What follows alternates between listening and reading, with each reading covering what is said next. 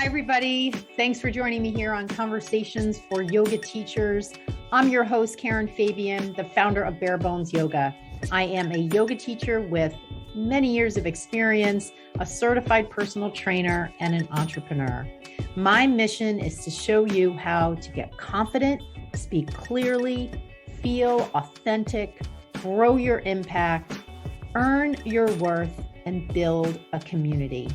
For years, I've been working with teachers in my signature program, the Yoga Anatomy Blueprint Learning Program, and I've seen so many teachers transform, and I can help you get there too. On the podcast, you'll hear anatomy lessons, stories from teachers, interviews with others in the field, and a dose of personal development. In addition to the podcast, don't forget to also follow me on Instagram and TikTok for daily videos on teaching topics. Thank you so much for taking the time to listen today. Let's get into today's episode.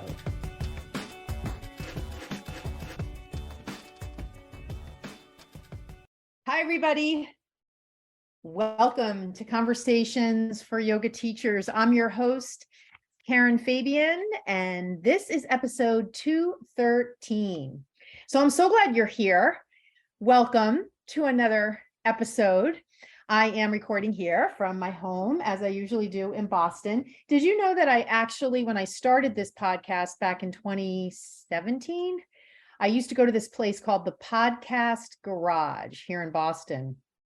And it was this cute little garage type structure where they had a recording studio. And I thought, oh, if I'm going to do a podcast, I really need to go to an official place with official audio, equipment, and all of this. And I think I paid probably $100 an hour. And it took me about an hour to record each episode. Maybe it was a little bit less. But now, I mean, that lasted probably about 6 months. And then I realized I can literally just record from my laptop. So for you out there, if you're thinking of starting a podcast about something you love, something you want to share, yoga teaching, a topic about yoga teaching, you can literally do a podcast right from your laptop. And so just, as you're listening here, just know that I just go into a small space in my house so the audio doesn't get lost in the big room. And I just open the laptop and record. I don't know if I should be telling you that. Did you think I was in a fancy recording studio? I definitely am not. Now, I do have some other mics that I have purchased in the past. I don't even use them. I know sometimes when you see people, pictures of them recording their shows, they have all these fancy headsets on and everything. I have none of that. So it's really easy. I just wanted to share that with you and share a little behind the scenes as well. So I am recording this on November 10th, 2022. This will go live on November 14th, 2022. So you're either listening on November 14th, if you're a super fan and you listen to the show on the day it comes out, or sometime after that.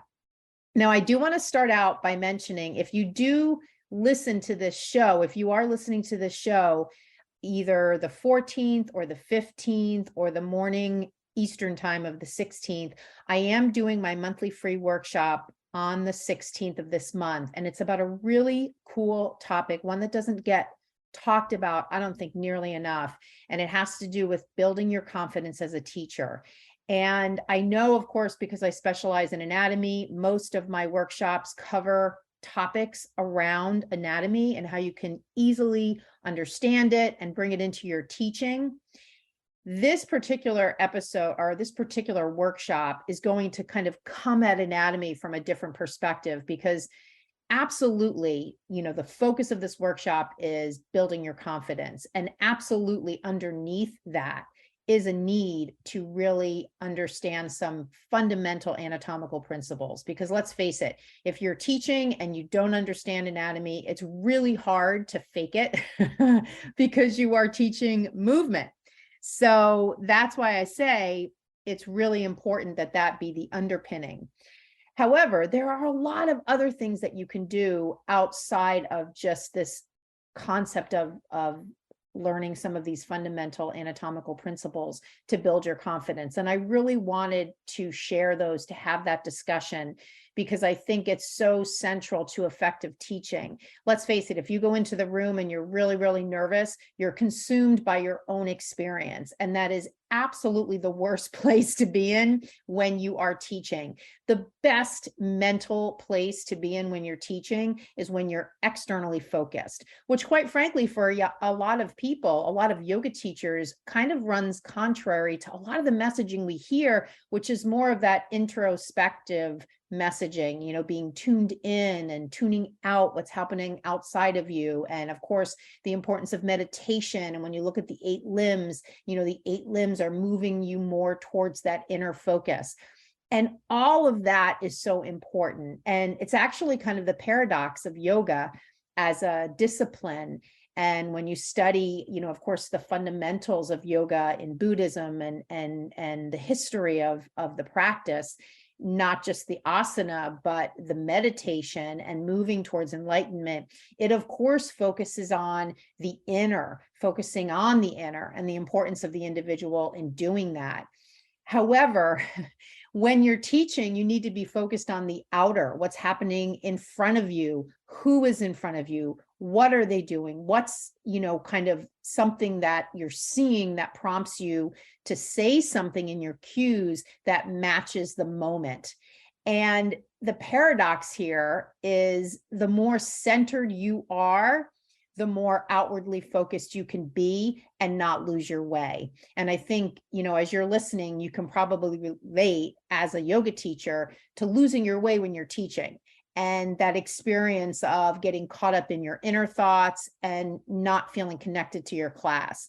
And that's what I mean by the paradox. When you do the work, when you're not teaching, to turn inward, to learn more about yourself, to be more inwardly focused, you build inner resiliency, and you are then able, when you go into the studio, to be outwardly focused so that you can help your students.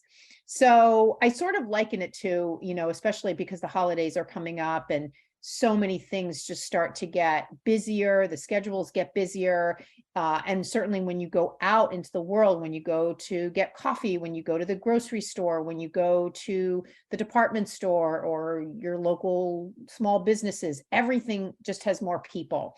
So I always think in those moments of me kind of moving through those different environments, almost with like a bubble around me.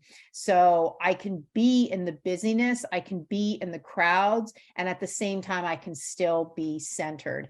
And so that focus or ability to focus inwardly when all around you is chaos, it comes from the investment you make when you're alone in building that inner resiliency and that inner centeredness. And you can turn that on when you need it. But make no mistake about it, when you are teaching, the focus needs to be outward. So this is going to be a big part of the conversation I'll be having in my workshop next week. And to register for that, you can go to the website. The link is right on the events page. My website is barebonesyoga.com. You can DM me on Instagram. I'll send you the registration page. I'll be posting about it over the next several days in my Instagram stories, on Facebook. And if you go on my Instagram page, you'll see right in my profile, there's a link, which is a special store that I've set up for yoga teachers right off my Instagram profile. And just tip for you, I actually have one of my courses, my mini course, on sale in that link. It's not even on sale on my website. So I'm giving you an incentive to check out that link in my Instagram. You'll see right under my name, right under my description, there is a link. It says Stand Store. And when you click that link, you'll see the registration for the workshop, and you'll always see 1 or 2 opportunities to grow as a teacher. So one of the things will always be a free complimentary download, a tip sheet, a guide, something that you can just easily grab that will help you grow in some way. The other thing, right now I'm promoting my mini course, and I'm selling it for just $19. So, I mean, geez, really, really inexpensive. And the benefit, what you'll gain by getting that mini course is you'll see my patented, I don't want to say patented, my trademark step-by-step process for breaking down anatomy into the key pieces you need to know. And so if you're thinking at some point in the future, you want to work with me one-on-one and really up-level your teaching to be able to have these fundamentals of anatomy just within you, just in your knowledge base. And you're curious as to, well, what's different about working with Karen? How does she break down this subject? You know, I've been overwhelmed by it for so long. What makes her program different? This is how you can find out, because the mini course mirrors the steps in my signature program, the Yoga Anatomy Blueprint Learning Program. And so you'll get a look in to what are the steps that I'll be going through when I'm in Karen's program. So that's just $19. You can get it right on the link on my Instagram profile, and you'll also see the sign up for the workshop there as well. So the other thing I wanted to mention, and maybe I'll do this more as a regular thing, is I want to mention two things I am doing, what I'm watching and what I'm reading. And I am currently obsessed with two shows. One is called Searching for Italy, which is, you can get it on demand. It's produced by CNN, the news network, and it's hosted by Stanley Tucci, the actor. He is Italian, as he says, Italian on both sides. He says that on the show. And it's 20 episodes, all about different places he traveled to in Italy. Now, if you don't know, I am Italian. My great-great-grandparents grew up in Sicily. So if you are listening to this and you live in Italy, would you please contact me, because I need some insider tips on travel to Italy. Anyway, so I'm obsessed with Italy. It's in my heritage. I grew up in a very strong Italian-American family.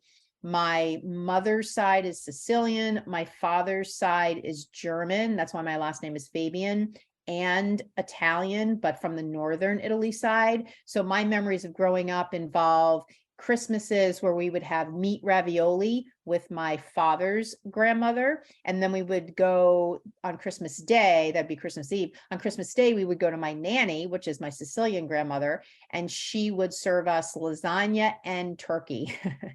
And my mother is an amazing cook. Everything from scratch, all of the Italian-American favorites, the lasagna, the eggplant parm, the baked ziti, the stuffed shells, the roasted chicken, the salmon, all of that. And she makes the most incredible sauce, red sauce.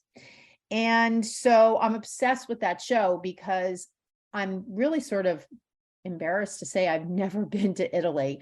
I've actually, over the past several years, taken some time back from traveling, not by my own choice. Certainly COVID and the pandemic had an impact, but I've really let some things get in the way of me and my passion for travel. And that's no longer going to happen. I did a little bit of travel this year in 2022, but 2023, I'm going all out.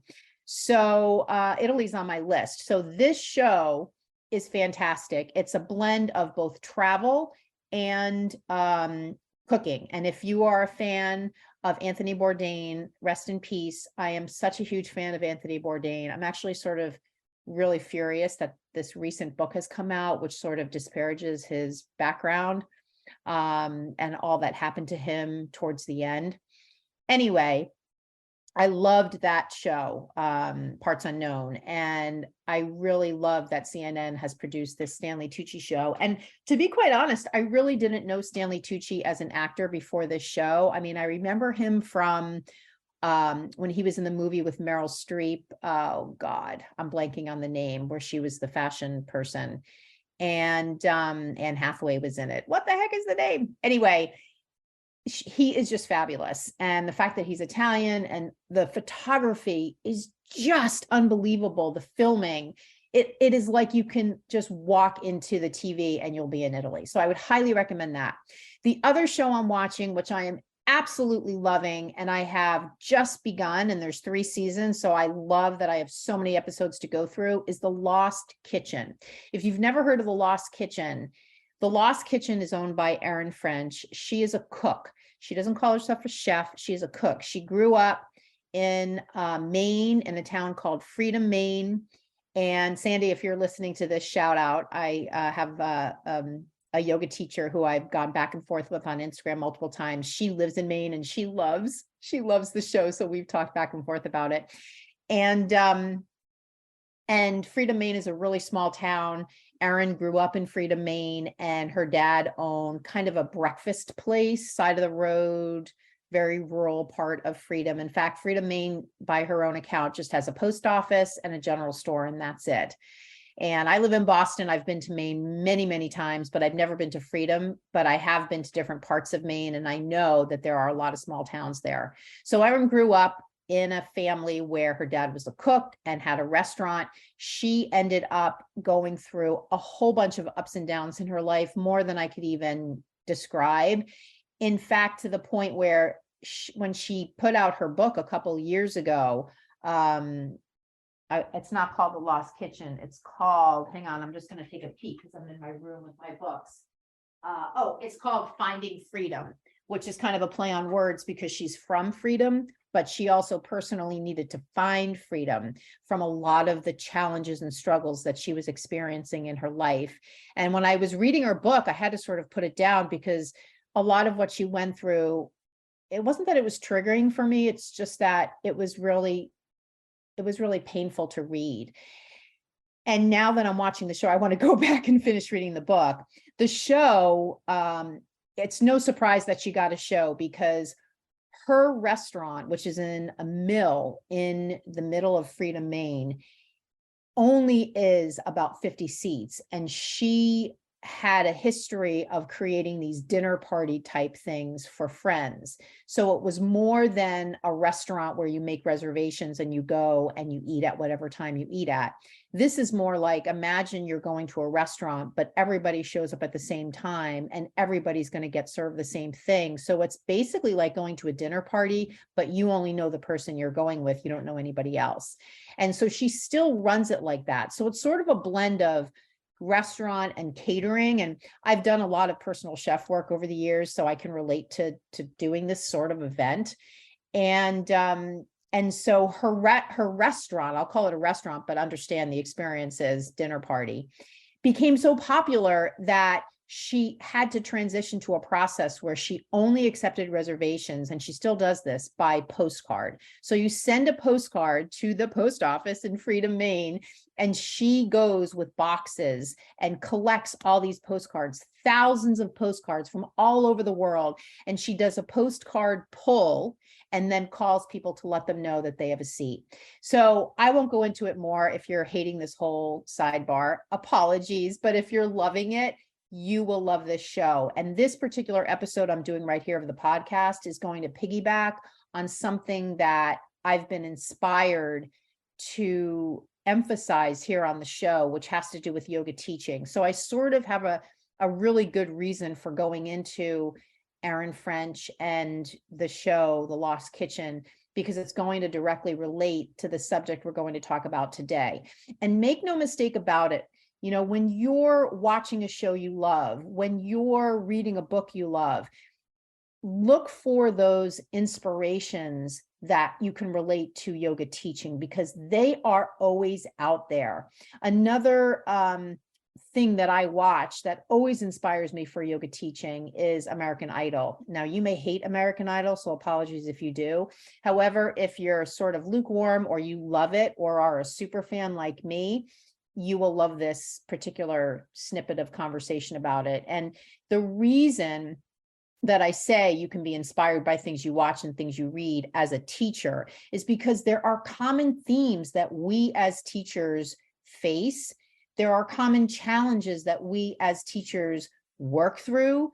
There are common threads around ways to inspire people when you show up fully. And make no effing mistake about it, whether it's Erin French on her show, Stanley Tucci on his show, the contestants on American Idol, that is what they are doing. They are showing up for other people fearlessly. And most certainly on American Idol, it's a perfect illustration of that. And I've talked about American Idol on this show, on my show here, multiple times before, especially when the season starts, which FYI, it starts in February, because there's so many examples of young people who have never performed in public getting up there in front of, you know, whoever the judges are, Lionel Richie, Katy Perry, Luke Bryan, seasoned entertainers, and they get up there and they're from small towns anywhere in the United States and they fucking crush it. And when you think about the nerves that they must have, and see, this is what I mean about opening your eyes and looking for opportunities to be inspired, to open that inner window in your own heart to these things that can inspire your teaching. This is a source of confidence. This is a source of inspiration. This is a source of zone of genius excellence that you can allow yourself to feel so that you can bring it into the studio and knock the socks off your students. So shows I'm watching, Lost Kitchen and Searching for Italy and Reason Why.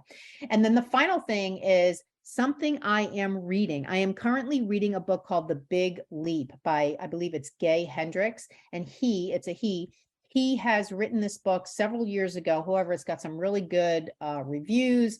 A number of people, one of the people I actually recognized that endorsed it was Mariel Hemingway. And this is a book about personal growth. And the big leap refers to making that leap from just living in an ordinary space, in an ordinary way, to really living in your zone of genius and not allowing yourself or resisting the urge to constantly be pulled back into just mediocrity. Now, that's a very general summary of what the book's about. I'm going to give you just one example that I can totally relate to. And I just read this in the book. And it had to do with this woman he was seeing, and he's a consultant. He's not a therapist, he's a consultant. However, because he has such amazing insight, it seems that he does have some clients that he works with, and it looks and feels to me as a former social worker as a therapeutic intervention. However, I know because he doesn't have any clinical qualifications, he's not showing it, he's not advertising it as therapy. Anyway, he met with this woman, and she is an author, and she was frustrated because she was unable to ever get to writing on a daily basis. And when he asked her why not, she was saying how she had all these things she needed to do every day, get the kids ready for school, do all these chores around the house, do grocery shopping. She called it infrastructure work. Now, I can totally relate to this because when my boyfriend bought the house we now live in January of 2021, my life completely 100% flipped. And I did not expect it. I was just thinking surfacey, like, oh, this is going to be great. I'm going to live in a nice place. I was living in a 300 square foot apartment in the Back Bay of Boston. Now I'm going to live in a 3-story home. It's going to be fantastic. It is fantastic, but it's a lot of work. And we don't even have a family. It's just me and Ben and Coco, our dog. But I would say, number one, I am definitely the person that takes care of the house infrastructure. And number two, it's probably about 30% of every day between some kind of cleaning, some kind of grocery shopping, yada, yada. I'm sure you can relate, especially if you're listening and you're a woman and you are the head of household from that perspective. So in this story of this woman that he was working with, she was a writer, and she was lamenting to him that she never had any time to write anymore because she just had all these things she needed to do. And he was pressing her and he was saying, why can't you make time for your writing? And she just kept bringing up all these excuses around how everybody in her family depended upon her to take care of all this stuff. And so he simply suggested, why don't you just switch your schedule so that every day, once you get the kids off to school and your husband leaves for work, the first thing you're going to do is you're going to spend an hour writing. And she could not imagine that happening. She had this inner urge to, vacuum and do loads of laundry and go to the grocery store. And I can relate to that because that is me. However, he basically said to her, you have the choice as to whether or not you want to do this. You can decide to put your writing first. But if you continue to succumb to this inner urge to feed the fact that you want to also be in charge of all this housing infrastructure task stuff, you're never going to get your writing done. So just tell that inner voice, thank you for letting me know I have stuff that I need to do around the house, but I'm going to sit down right now for 60 minutes and write. And so she described in follow-up sessions, or I think maybe he said they didn't have a follow-up session, but she got back to him and gave him an update and basically described that there were fits and starts to this, but she eventually got herself to the point where she could sit down, even though that inner voice was saying, do these tasks around the house.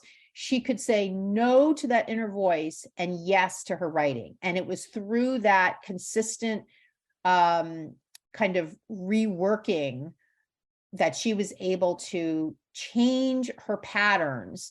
And a lot of it for her was tied to, she wanted to be seen in her family as this doer. She felt an obligation to her husband. She felt an obligation to her kids.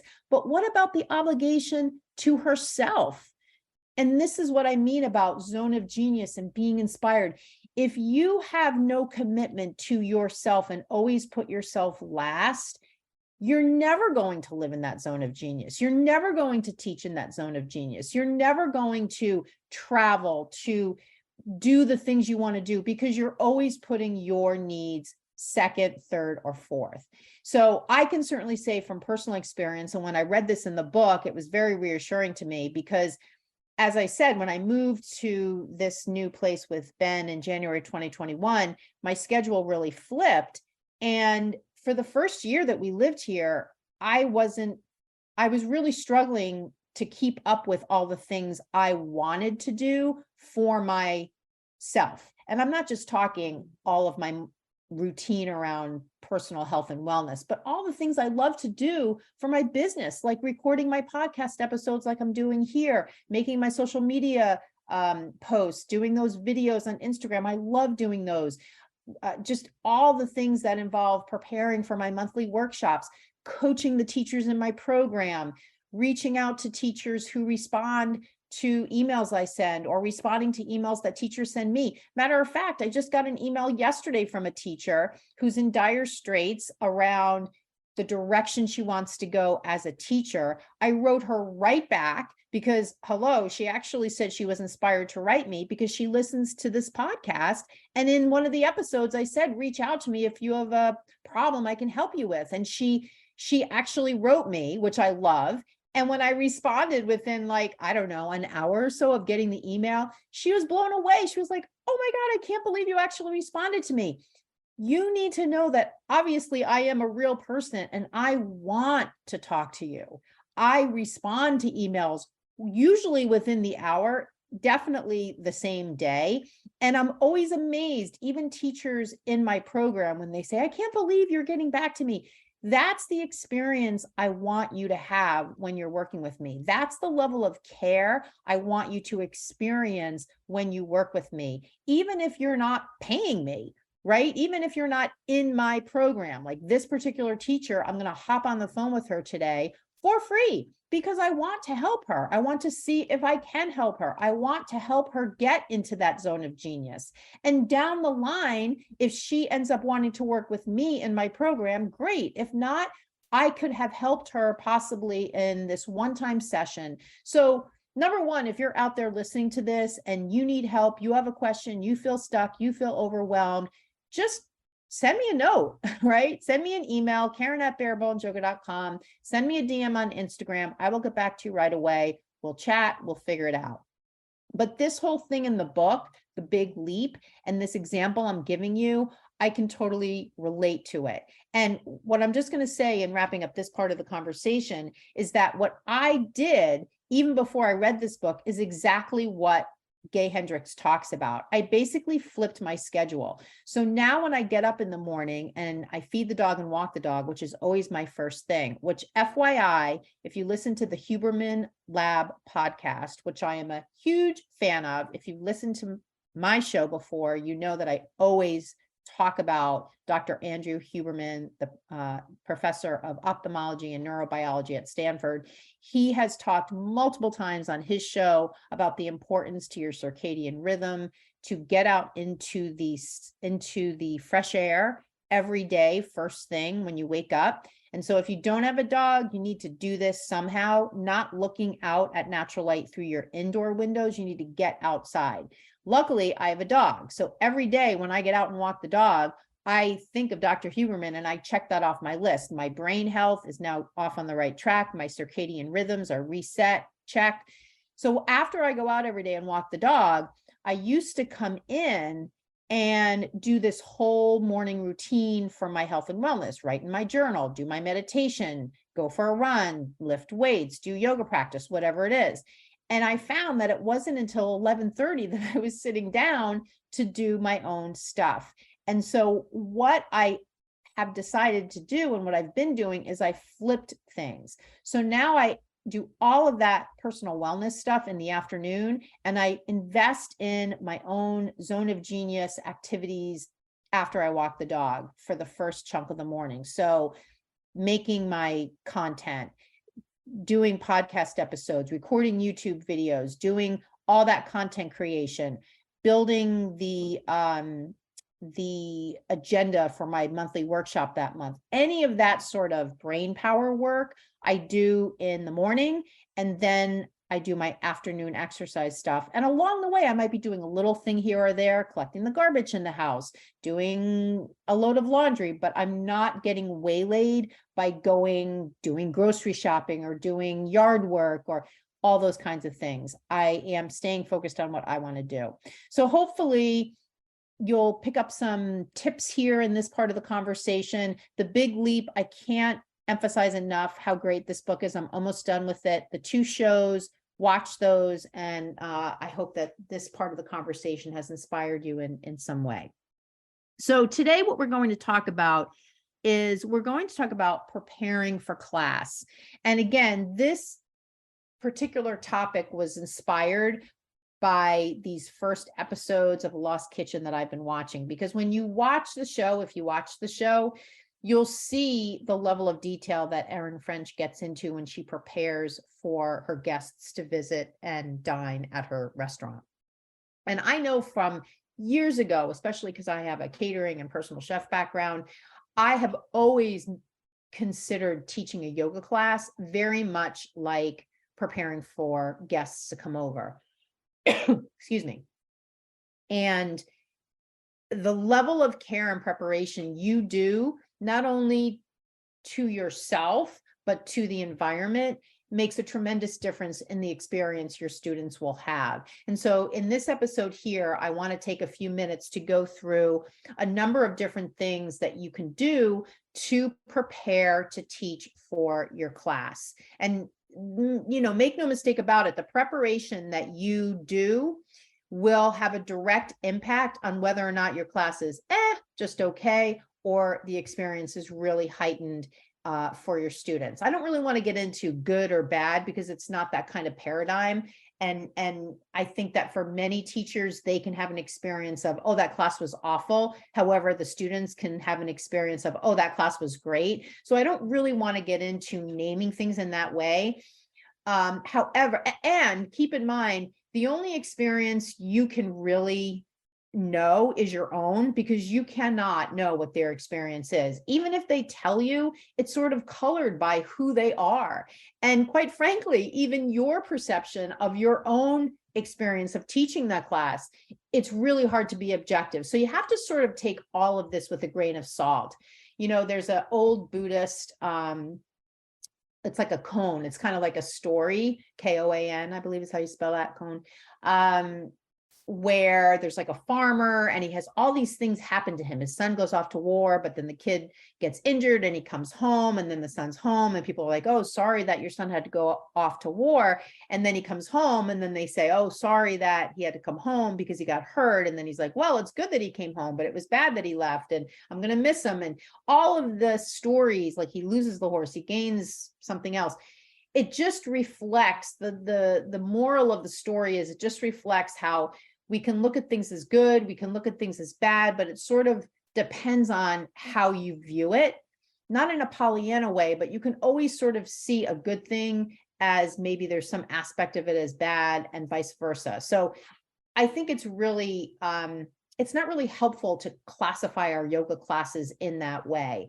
However, your experience of teaching a class when you are prepared is light years better than when you're not prepared. And I think you probably know this, those moments that you rush in to teach your class, you're really distracted, you're not well fed, you're not well rested.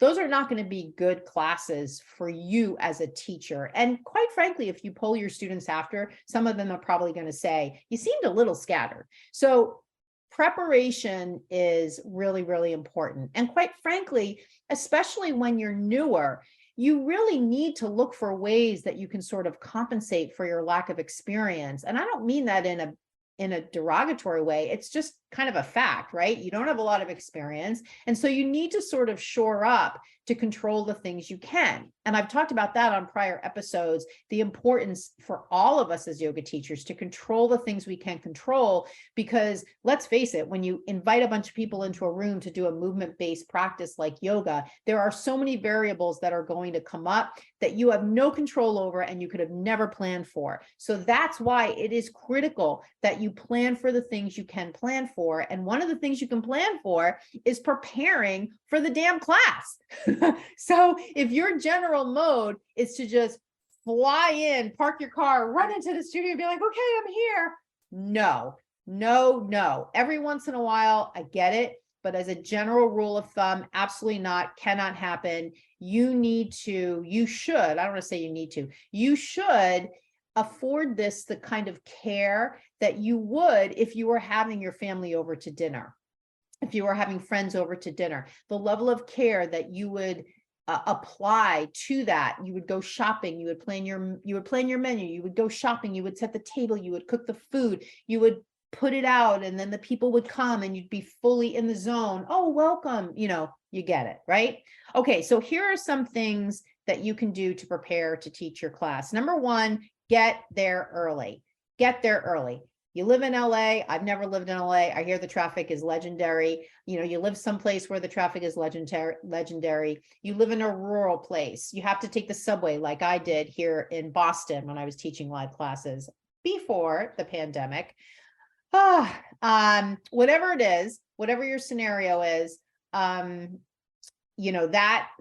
whole idea of getting yourself there, allowing time for that is super, super important. I know one of the things for me here in Boston was the issue with parking. So you got to allow time for that. That's why I can probably count on one hand the number of times I actually drove to a class. I would always walk because I knew, number one, I could walk because of the proximity to where I live. But I knew that walking was something that always allowed me a way to know exactly how long it was going to take me to get there.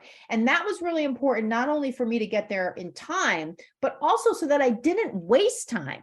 I mean, think about it. You are only getting paid for the time you are teaching the class. So all the prep work you do, you're not getting paid for that, friend. You're not getting paid for that. So quite frankly, you need to minimize how much prep work you do for your class so that you can maximize the revenue you get from teaching the class to cover all of what you do. And the revenue has to cover for the teaching. So if you're taking 2 hours to get to the class, or an hour, let's say you're taking 30 minutes to get to the class, but you're spending 3 hours the day before preparing, or 5 hours over the days prior to your class preparing.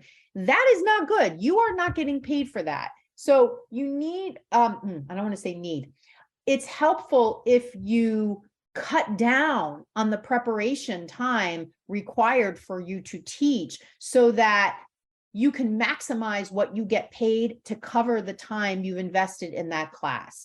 This is more of a business conversation, but it's also businessy and teaching focused. So if you're spending a lot of time preparing for your classes, this is a perfect conversation for you and I to have. I can give you lots of ways to cut down on that time, not because I'm being cheap, but because I want you, when you get paid for that class, to be able to know that that class covered the most of the time that you are actually doing that teaching, right? So if you're spending a lot of time prior preparing and you want to cut down on that time, contact me. That's a great thing for us to discuss and work on. So preparing, getting there early is important, but I'm not talking an hour early, just allowing yourself appropriate time so that you're not rushing to get there. Number 2, have your sequence ready.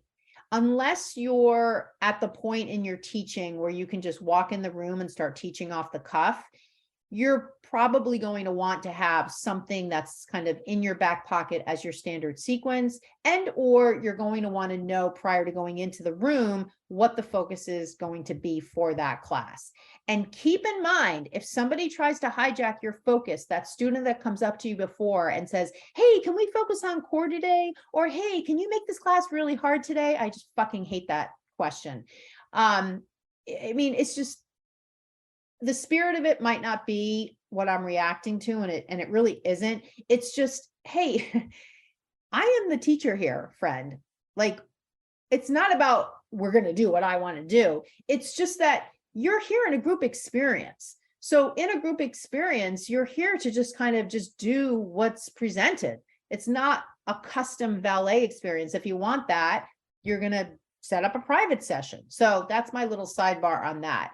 For you as the yoga teacher, have your sequence ready. And again, don't be waylaid. This probably isn't super common, but don't be waylaid if someone tries to hijack your plan. Just proceed with your plan. Know what your plan is going to be before you get there. Now, the next one is about you, really, really about you.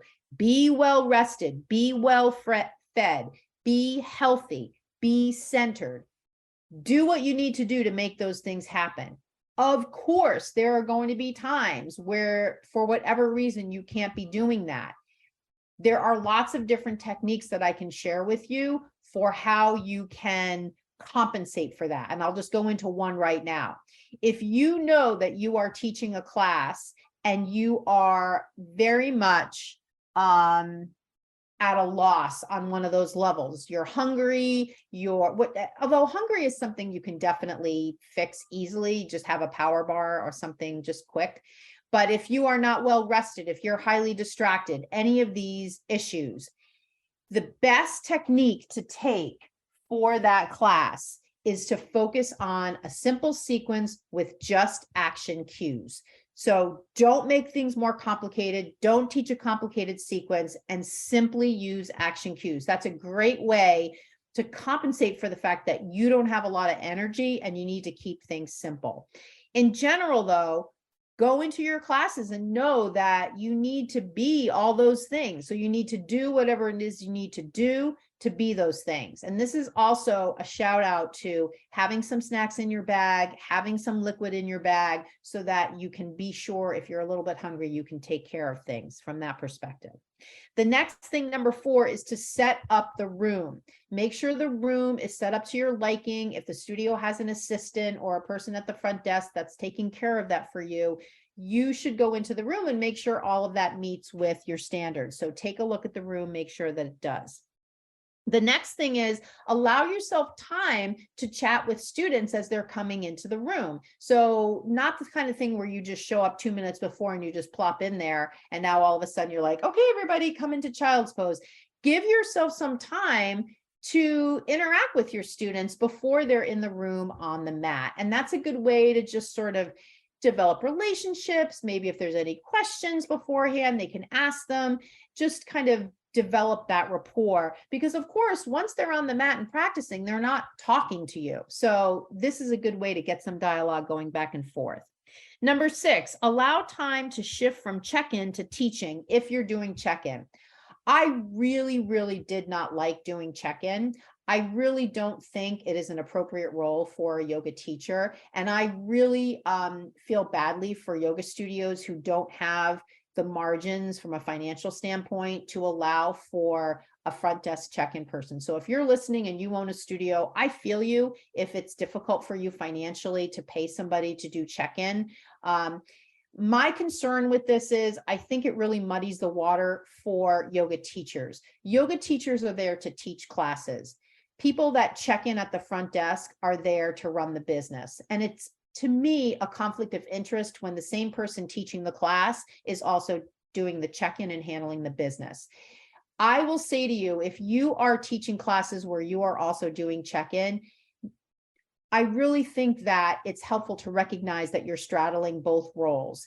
And because of that, I believe it's really important if any student has any issue at all, you have absolutely no conversation prior to teaching that is going to ruffle their feathers or is going to manage that particular challenge. If I was ever doing check-in, and over 15 years of teaching, I've checked in for a lot of my classes, not by my choice, but out of the need and obviously respect for the studio owners that they could not afford to have someone at the desk. Anytime I did check-in, if a student had any issue at all about their class card or they couldn't afford it or whatever the issue was, I would simply say, let me take your name and your email. Why don't you go on in and set up?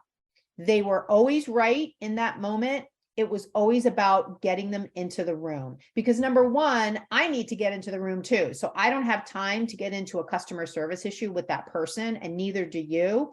And secondly, it's not my role because I don't own the studio and neither do you unless you own the studio, in which case you definitely should not be checking in for your own classes. Somebody else should be doing that. And number 3, and most importantly, you don't want to energetically muddy the waters by getting into a potential argument with a student and then 2 seconds later going into class and trying to be a pleasant yoga teacher when this person's probably throwing daggers at you from their yoga mat because you pissed them off by whatever interaction you had with them outside the studio room from a customer service perspective.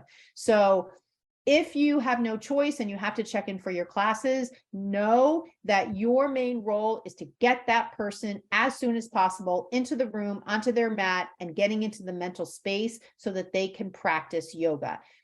All the other stuff is secondary.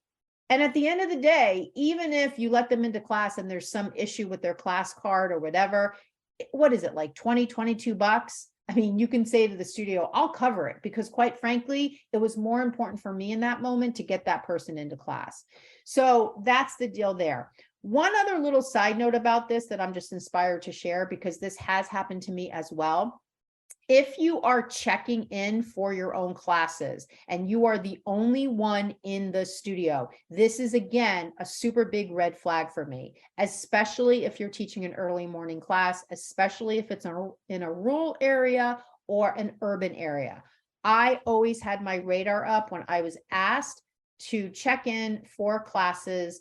I live in Boston, especially if they were early morning classes from a safety perspective.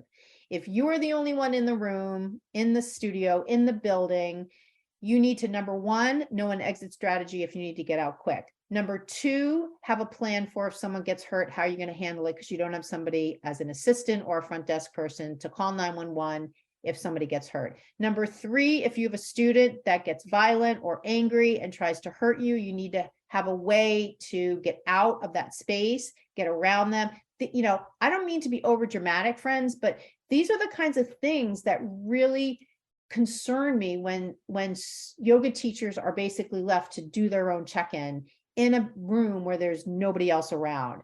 So keep all these things in mind if you are checking in for your own classes and you're the only other person in the building. That means you are the only representative of that business in that building. And especially if it's a freestanding building, like it's not in a strip mall or it's not in a building with other businesses or other people, even more of a concern. So that's the deal there. Number 7, have a water bottle. Did you ever have a coughing fit while you were teaching class? Oh my God, I've had these occasionally and it's so awful. So make sure you have a water bottle. If you get a coughing fit, you get, a tickle in your throat, you need to have that when you are teaching. And also hydration is important. Having said that, know that taking multiple sips of water during teaching is often a sign that you're nervous. It's often a distracting activity. There's a lot of distracting activities that teachers do, and I'm calling myself out here as well when they feel awkward. The playing with the music, the playing with the lights, the playing with the heat, the drinking water.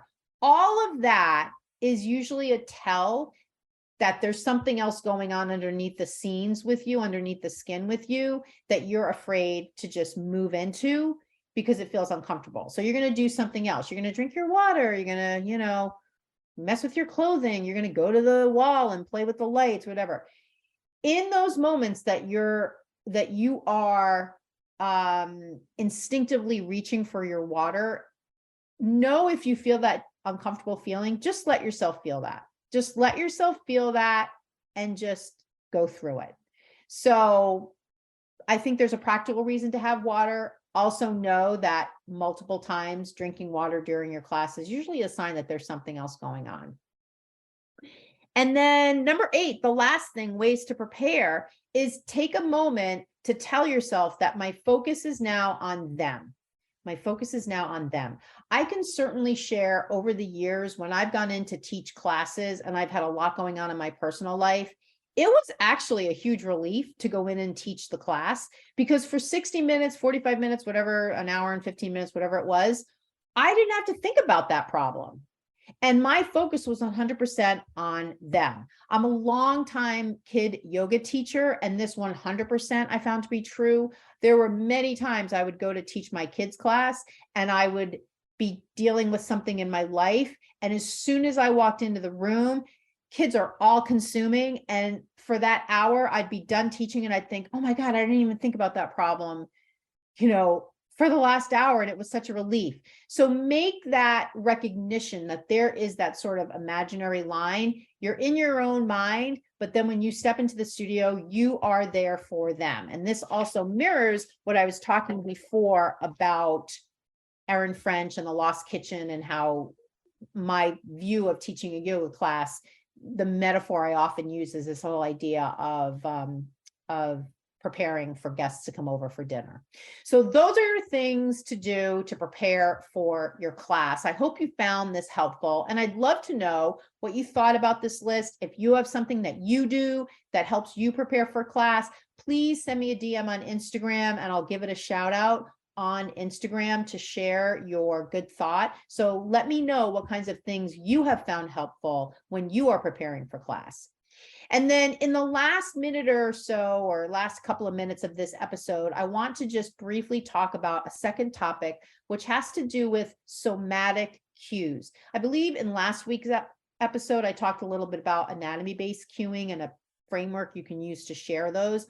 I want to talk a little bit now about feeling-based cues or somatic cues. So remember, in my way of working with teachers, of coaching teachers, I describe cues as action cues, alignment cues, anatomy cues, and feeling-based cues. And you can think of feeling-based cues as also somatic cues. They have to do with the body, the feelings in the body.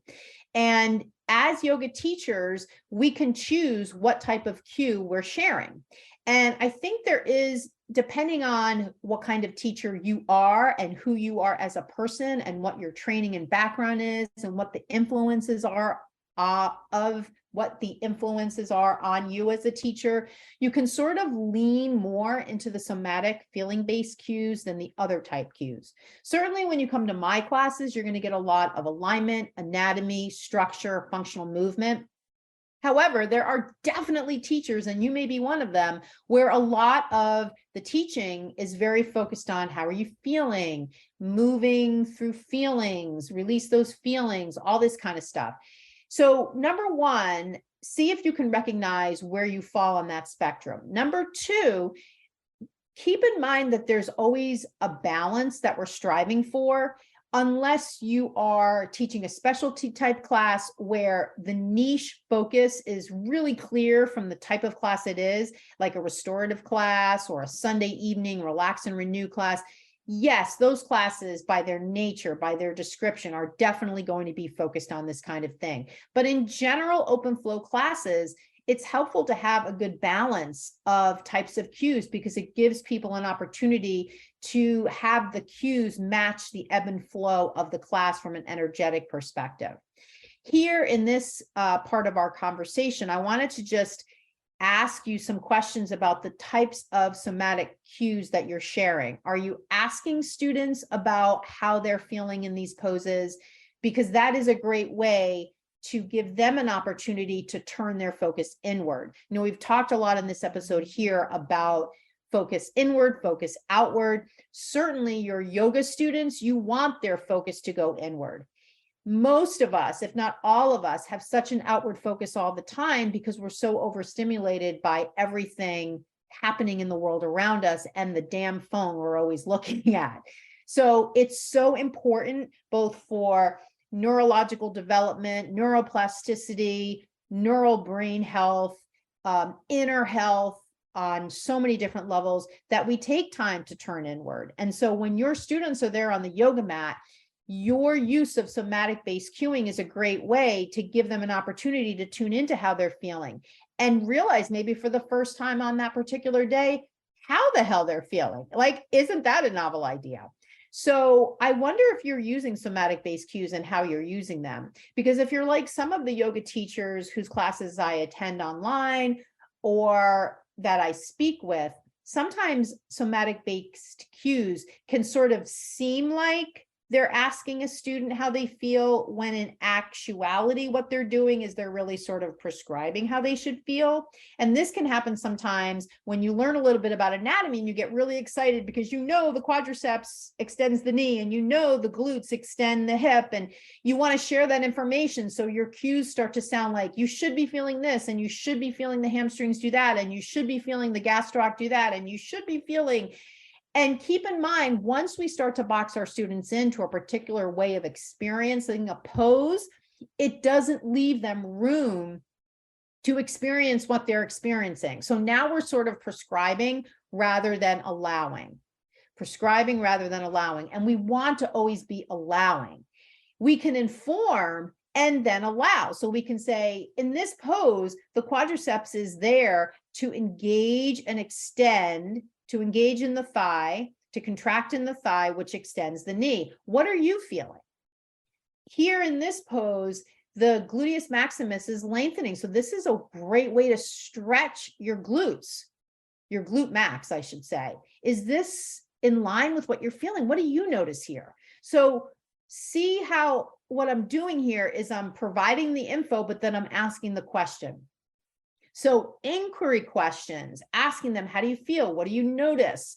What's happening for you in this posture? That, in my mind, is a much better way to draw people inward, to give them this opportunity to notice, to share somatic-based cueing, rather than sort of the knee-jerk reaction. And I think a lot of times it comes out of insecurity. Yoga teachers sometimes want to seem like, I know what I'm talking about. So I'm going to say things like, you should be feeling this, and this is happening here.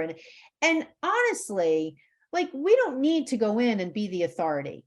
Yes, we want to be confident, but there's a difference between being confident and coming across like you're the authority. Authority, in my mind, suggests there's a right and a wrong, and there really isn't. In fact, in more ways than one, the more you learn and understand about movement and anatomy, the more you will realize there is a shit ton of nuance.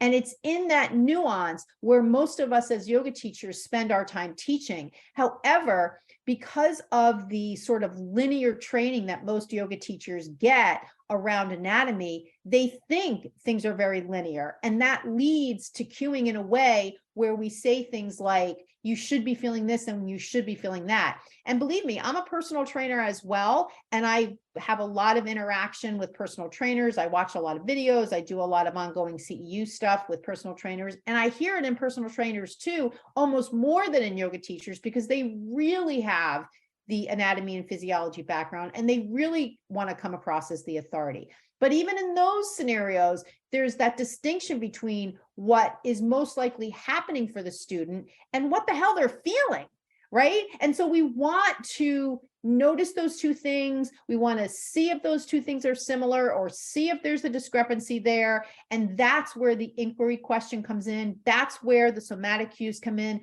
That's where the value to your student of you being there as a guide comes in, not as an authority, not as someone who's there to say this is right, this is wrong, but as a guide, as a facilitator to lead them into their own inner experience so that they can notice, turn inward, turn away from the outward. And remember, this, I didn't even plan this, but this is a complete reflecting back to what I was talking about at the very beginning in terms of the 8 limbs of yoga, that movement through dharana and just getting to that samadhi, right? Working through those 8 limbs. This is exactly the path. And in some ways, don't we sort of want every yoga class to allow for that continuum for the student to go through? Like, honestly, I don't script out these episodes ever beyond a short outline. And so these things just spontaneously come through me. This is one of my zones of genius. And that's not something I'm saying to try to put on airs or try to make myself sound self-important. It's to describe to you, the fact that I'm ending this episode coming back to a theme that I brought up at the beginning, and it was completely unplanned and completely spontaneous, is a reflection of me being comfortable in sharing with you, of me allowing for inspiration to come through in this moment, of me not being afraid to share what's spontaneously coming to my mind, of me having years of investing in my growth and development so that I have a level of confidence and knowledge from which I can draw upon to share with you, and to not be afraid to show myself. So this is all of what I was talking about before when I was talking about the American Idol example and the Big Leap, the lessons from the Big Leap that I've come across, and Erin French. It all blends together. And I want you in these final moments of this episode to as you leave this episode, to think about, when am I in my zone of genius, especially as it relates to yoga teaching? When am I experiencing something like Karen's describing here on this show right now? When am I experiencing the freedom of being me? When am I feeling inspiration and that feeling of authenticity? What am I doing? What am I saying? What's my way of being as a teacher when I am experiencing that zone of genius paradigm? And that's where you want to spend your time researching and journaling and meditating and writing and visioning, because the more you can define that, the more when you go in to teach your class, you're going to crush it. And again, remember, perception is there, but when you go home at night and you rest your head on the pillow and you say, I love teaching yoga and I love the classes I taught today, make no mistake about it, that is not just because it happened. That's because of all this stuff we're talking about here, the preparation, the understanding your zone of genius, you putting yourself out there. I mean, this is why I coach yoga teachers, because I want them to experience that. You may think my program is all about anatomy, and it is in part, but it's also about all of this. This is all of what teachers experience when they work with me, because this is all what I experience and what I push myself to go through. And those are the kinds of things that I share with teachers.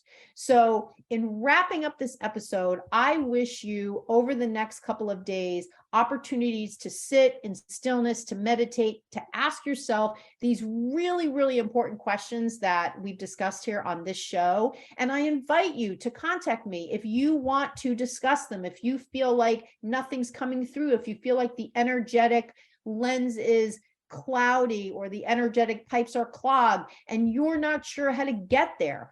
I can help you uncover what your zone of genius is. I can help you do that. So there's no reason for you to be out there going, I'm not able to do this, I'm just going in there and teaching exercise. No, You went into teaching yoga because it triggered something in you, a good and beautiful thing, and you want to inspire that in other people. And one of the best ways to inspire other people is to inspire yourself. And through that self process of inspiring yourself, you will inspire others because you will be an example, not a warning. That's what one of my first teachers, Baron Baptiste, said. Be an example, not a warning. You don't want people to come to your class and be like, oh my God. You want them to come to your class and be like, oh my God, that person is so inspiring. You want that, right? I mean, who doesn't want that? So you want to be an example, a beacon of light, a connector, a community builder, a person who is authentic, a person who is free, all of those things.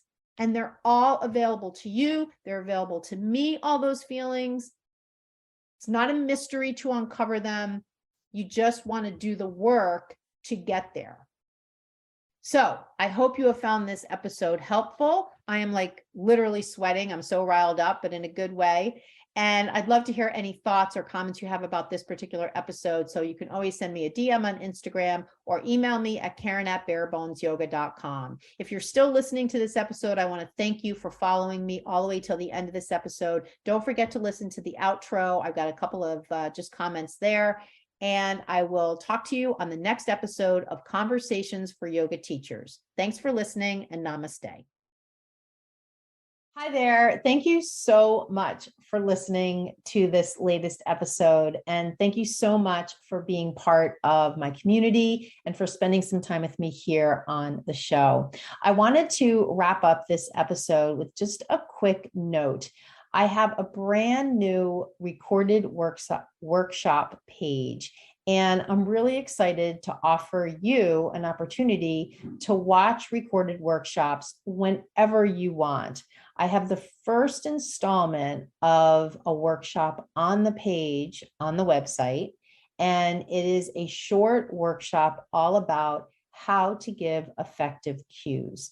And so all you need to do to watch this free workshop is go to my website, barebonesyoga.com, and you'll see the listing in the dropdown for recorded workshops. When you click that page, you'll see on that page the link to sign up to watch that recorded workshop. I'll be adding more workshops in the future to this page, and it's a way that you can access educational and growth information for teachers without having to make a workshop at a particular time. I love to get together with teachers live, both in person and of course online, which is where I'm doing most of my interaction with teachers right now. However, I appreciate that sometimes people can't make a workshop or the time doesn't work for them or they're in a different time zone. So I want you to know that this page can be a resource for you so that as you're out there and you have questions about different things, or you have maybe a half an hour or 45 minutes that you want to devote to your continuing education as a teacher, you can just go to my website, pull up this recorded workshops page, and there will be resources there for you to take a look at. And all of the workshops that I share are all designed at, number one, giving you information, and number two, giving you the skills that come from getting that information. It doesn't do you any good if I'm just giving you information on anatomy. If I don't show you how you can use it in your teaching to grow as a teacher, to grow your impact, then it's really not very useful. So all my workshops will have that dual focus, sharing a little bit and then showing you how to apply it. So I hope you'll check that out. If you have any questions or feedback, definitely let me know. Just send me an email, Karen@barebonesyoga.com. Thank you so much for listening to the show, and I look forward to hearing from you. Namaste.